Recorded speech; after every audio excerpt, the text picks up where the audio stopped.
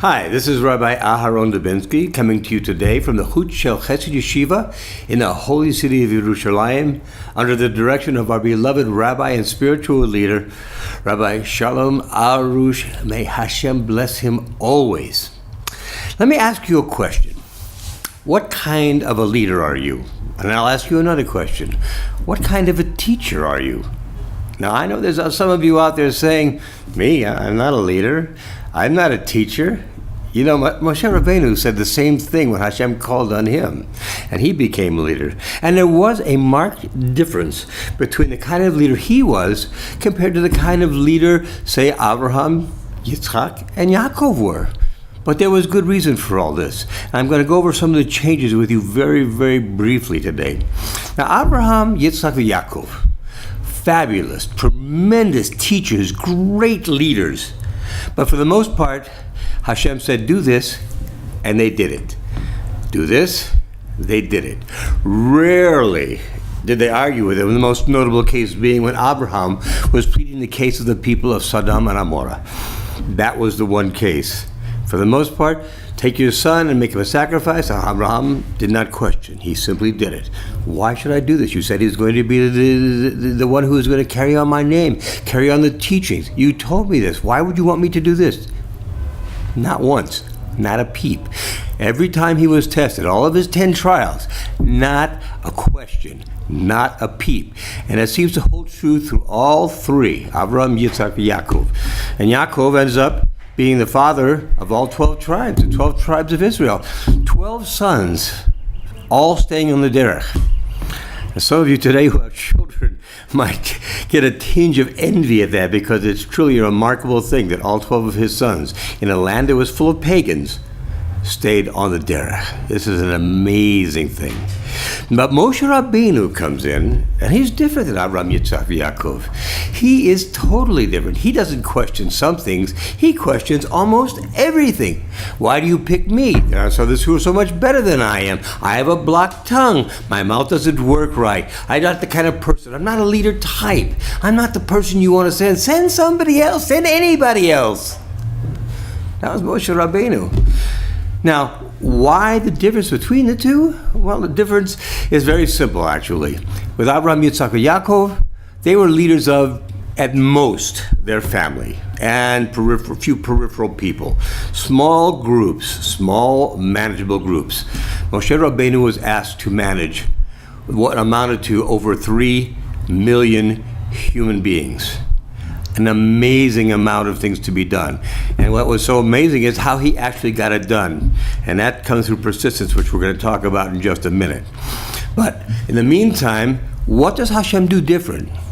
Hashem treats Moshe Rabbeinu different than he treats the others. He tells him a different name that they call him by, as opposed to what Abraham, Yitzchak, and Yaakov called him by. That's one thing, but even more so, he treats him in a totally different way. There are those who tell you about child rearing. They tell you if you have 10 children and you've raised them all exactly the same way, you've raised 9 of them incorrectly, because each child is different. Each child requires specific attention and specific ways of being taught. The same is true here. Moshe Rabbeinu had to be taken in a different way. So when Hashem tells him that he has to talk to Pharaoh, he doesn't do like he did with Abraham, Yitzchak, and Yaakov. Lech, go, go, go, go. He doesn't tell him to go. He says, come. Big difference. Go is you're on your own. It's almost as if it's a test. It's if it's a trial to see, do you really mean what you say? Are you really with me? Are you really going with the teachings, or are you just saying the words? It's something we need to ask ourselves almost every day, my friends. But with Moshe, it was different. He knew the task ahead of Moshe. He knew what it would be like for him to approach the most powerful monarch in that day's world. Not once, but repeatedly. So instead of telling him go, which implies you go by yourself, come, as if, come with me. I'll be with you the whole time. Don't worry, it'll be okay. And then Moshe gets to tell Pharaoh about the plagues. We've been through most of them last week. We'll finish the rest of them this week. And now on the plagues, on the first 5, Pharaoh was extremely arrogant. And he said, no, I don't believe in this. My magicians can do what your God can do. This is nothing, not a big deal. And he just fought him for the first 5 plagues. And then, on the next 5 plagues, you see that Pharaoh's no longer fighting. He's already admitted, okay, he's terrific. He's the best. He's the one. And yet Hashem hardened his heart. Why did he harden his heart? He hardened his heart. Some of the sages say he hardened his heart because he was so arrogant on the first 5, he felt that Pharaoh needed to be punished on the last 5, that he needed to have a stronger test to overcome. However, Torah tells us that Hashem will lead you down a path that you choose.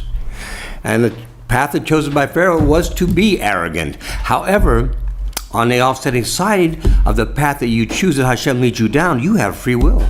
Everyone has free will. Hashem gives free will even to Pharaoh. And Pharaoh could have used his free will to say, nope, go, get out of here. We don't want you to be here anymore, get out of here. But he didn't. He didn't do that. Hashem gave him the chance, but he hardened his heart. He made it difficult for him. That's how he does with us sometimes. Some of your most difficult tikkunim, the things that are most difficult for you to do, this is what you're here to correct.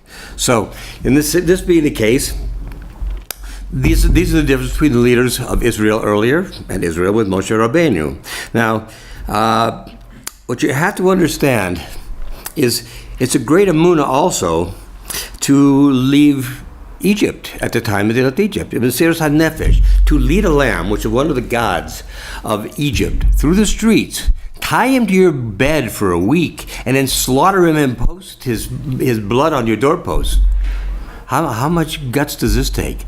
This takes the guts of somebody who is led by a leader who is strong. And Moshe Rabbeinu was strong. He was persistent. He went back to Pharaoh again and again and again and again and again and again, 10 times, till Pharaoh finally threw them all out of Egypt. This is another characteristic of a good leader, being persistent for the people that you represent. And understand what his task was. He's telling the people, I'm going to take you, all 3 million plus of you, out of Egypt. And I'm sure the people were looking at him going, really? Where are you going to take us? It's desert out there. There's no food out there. There's no water out there. There's no clothing out there. There's no shelter out there. Where are you going to take us? So Moshe Rabbeinu, as a leader, had to prove his resilience, his persistence, and the fact that he had Hashem with him, guiding him every step of the way. So what kind of a leader are you? What kind of a leader and what kind of a teacher? We're told that in Israel we are all going to be teachers, whether the congregation is 1 or 10,000 or 1,000,000. We'll all be teaching. Now, Rabbi Noah Weinberg, the founder of Torah, was once asked by one of his students who'd only been there 2 months, how can I be a teacher, Rav Noach? I've only been here 2 months. What am I going to do? And Rav Noach's answer was extremely telling. He said, you're going to teach those who have not been here 2 months. No matter where you're holding, there are those who are holding at a lower level that you can help bring up to your level. Do you know the value of that type of mitzvah, to bring that type of person into Kahal Yisrael, to bring him there as an observant Jew, as someone who keeps mitzvot? It's happening a lot every day, men and women. It's happening a lot to friends of ours, to people we know, people we're just meeting. We have to be the kind of leader that inspires confidence. We show them persistence, that we're there with them through the thick and the thin. We show them we're the kind of leader they want to be. And the more we bring back, the more people get closer to Geula. We talk about Mashiach all the time. But what we don't talk about is the fact that for Mashiach, each one of us has to arrive at our own personal Geula, our own personal salvation. That's our job. And the more people we bring, the more we help that come about. And the more that comes about, the closer we get to Mashiach, Tzidkenu, may he come soon. Amen. Thanks so much. Be well. Have a great week ahead.